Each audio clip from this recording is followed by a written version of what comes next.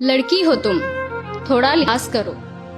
लोग क्या कहेंगे, आंसू पोंछो, चेहरा साफ करो। अगले घर जाना है तुम्हें, थोड़ा तो बर्दाश्त करो।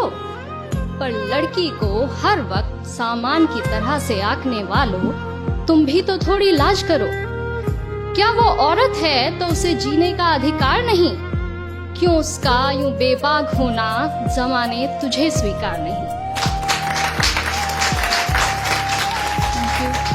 मेरा नाम मोनिका सिंह है। आज की मेरी कविता फेमिनिज्म पर है। शुरू करने से पहले कुछ क्वेश्चंस मैं आप लोगों के सामने रखना चाहूंगी जो मेरी इस कविता के आधार हैं। आप लोगों से इसलिए क्योंकि आपसे और हमसे मिलकर ही समाज बनता है, राइट? तो पहला है कि महाभारत में जो द्रौपदी का चीरहरण हुआ था, क्या उसे रोक पाना वाकई में असंभव था? क्या द्रौपदी कोई वस्तु थी जो पहले पांडवों में बांट ली गई, फिर जुए में हार दी गई? या रामायण में माँ सीता, जिन्होंने राजमहल का सुख त्याग कर श्री राम के साथ 14 वर्ष का वनवास स्वीकार किया, अपने पत्नी होने का हर धर्म निभाया, श्री राम का उनसे उनकी पवित्रता को सिद्ध करने के लिए अग्नि परीक्षा की मांग करना कितना जायज था? आज भी अधिकांशतः घरों में लड़कियों को घर से बाहर जाकर पढ़ाई करने की या नौकरी करने की इजाजत क्यों नहीं दी जाती है? क्यों लड़कियों को इतना बोझ समझा जाता है कि उन्हें गर्भ में ही मार दिया जाता है? क्यों समाज की सोच सिर्फ और सिर्फ लड़की पर आकर रुक जाती है? शुरू करना चाहूंगी। शीर्षक है, औरत हूं मैं, कोई सामान नहीं। सुख में सबके संग होती हूँ, दुख में अकेली रह जाती हूँ। दुनिया की नजरों में मैं कुदरत का करिश्मा कहलाती हूँ। परिचय किसी का मोहताज नहीं, खुद अपनी जुबानी कहती हूँ। रामायण महाभारत से ग्रंथों में मैं अबला नारी बन रहती हूँ। मैं वो भिक्षा हूँ पांडवों की जो आपस में बांट ली जाती हूँ। पुरुष प्रधान इस दुनिया में फिर जुए में हारी जाती हूँ। मैं वो सीता हूँ राम की, मैं वो सीता हूँ राम की जो रावण बन चुरा ली जाती हूँ। फिर वो अग्नि परीक्षा भी मैं हूँ जो माटी में समा दी जाती हूँ और आने वाले युगों के लिए एक इतिहास बना दी जाती हूँ। पर कौन हूँ मैं?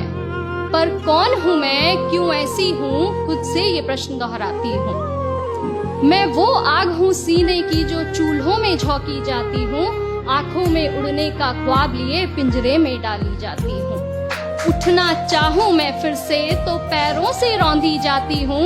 लाख प्रतिभा हो मुझ में, लाख प्रतिभा हो मुझ में, पर हर कदम पे रोकी जाती हूँ। मैं वो कली हूँ उपवन की, यहाँ मेरा मतलब शादी से है कि लड़की 18 साल की हुई और उसकी शादी कर दो, एकमात्र लक्ष्य होता है। मैं वो कली हूँ उपवन की जो खिलते ही तोड़ ली जाती हूँ। कभी मस्तक पर कभी चरणों में बस यूं ही चढ़ा दी जाती हूँ। खुद से ही जन्मी दुनिया में मैं खुद को ही असुरक्षित पाती हूँ।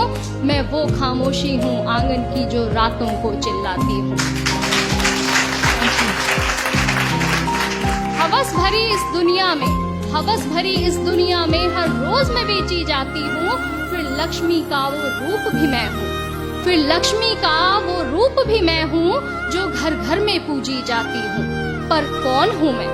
पर कौन हूँ मैं? क्यों ऐसी हूँ? खुद से ये प्रश्न दोहराती हूँ। और विडंबना देखिए कि ईश्वर की वो कृति जो खुद में इतनी सक्षम है, इतनी सशक्त है कि मौत से लड़के जिंदगी को जन्म देती है। जिससे इस सारी दुनिया की शुरुआत होती है, वो कभी अपनी शुरुआत खुद नहीं बन पाती है। क्यों?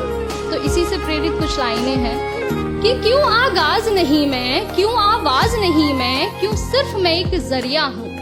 आगाज कहते हैं शुरुआत को। क्यों आगाज नहीं मैं, क्यों आवाज नहीं मैं, क्यों सिर्फ मैं एक जरिया हूँ।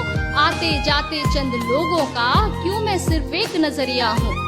क्यों शोर भरी इस दुनिया में मन में सिमटी खामोशी हूँ। अपने इन हालातों की शायद मैं खुद भी उतनी दोषी हूँ। पर एक बात कहूँ मैं ए दुनिया, पर एक बात कहूँ मैं ए दुनिया, मैं भी तेरे ही जैसी हूँ। मैं बेचैनी हूँ उस मन की जो चैन से जीना चाहती हूँ। मैं ख्वाब हूँ खुद की आंखों का जो पूरा होना चाहती हूँ। थक चुकी हूँ इन रूपों से अब, थक चुकी हूँ इन रूपों से अब खुद को पाना चाहती हूँ। औरत हूँ मैं, औरत हूँ मैं, कोई सामान नहीं और औरत बन जीना चाहती हूँ। खुद से पूछे प्रश्नों का एकमात्र ये उत्तर पाती हूँ। अपने सारे ख्वाबों के संग मैं भी नभ में उड़ जाना चाहती हूँ, नभ में उड़ जाना चाहती हूँ।